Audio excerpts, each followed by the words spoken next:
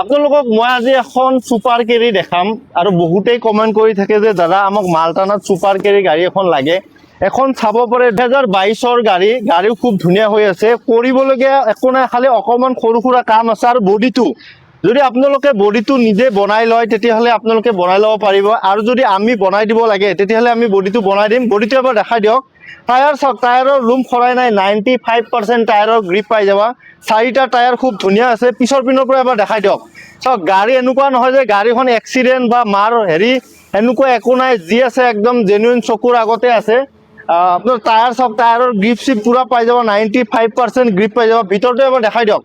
ভিতৰটো খুব ধুনীয়া হৈ আছে, ৰানিঙো ইমান বেছি হোৱা নাই গাড়ীখন। যদি আপোনালোকে ভাবে বা বিচাৰি আছে যে সুপাৰ কেৰি এখন লাগে তেতিয়াহ'লে এখন চাব পাৰে আপোনালোকে। মই কৈছোঁ 2022ৰ গাড়ী। মই গাড়ীখনৰ প্ৰাইচটো এবাৰ কৈ দিছোঁ। যদি আপোনালোকে যেনেকৈ আছে তেনেকৈ ল'ব বিচাৰে তেতিয়াহ'লে আপোনালোকে 3,60,000 টকা দিব লাগিব। আৰু যদি আমি এইটো বনাই দিব লাগে তেতিয়াহ'লে এইটো এক্সট্ৰা হ'ব। এইটো যি খৰচা হয় সেইটো আপোনালোকে যদি ল'ব বিচাৰে তেতিয়াহ'লে ফিজিকেলি আমাৰ ওচৰত আহক, আমি আৰু অলপ কিবা চাই দিম আপোনালোকক। এনেকুৱা নহয় যিটো কৈছোঁ সেইটো দিব লাগিব। গতিকে আপোনালোকে আহি আমাৰ লগত কথা পাতক, গাড়ীখন এবাৰ টেষ্ট ড্ৰাইভ কৰক, বা ঘৰত যদি মেকানিক আছে, জনা মানুহ আছে, লৈ আনক। তাৰপিছত আমি আপোনালোকৰ লগত কথা পাতিম।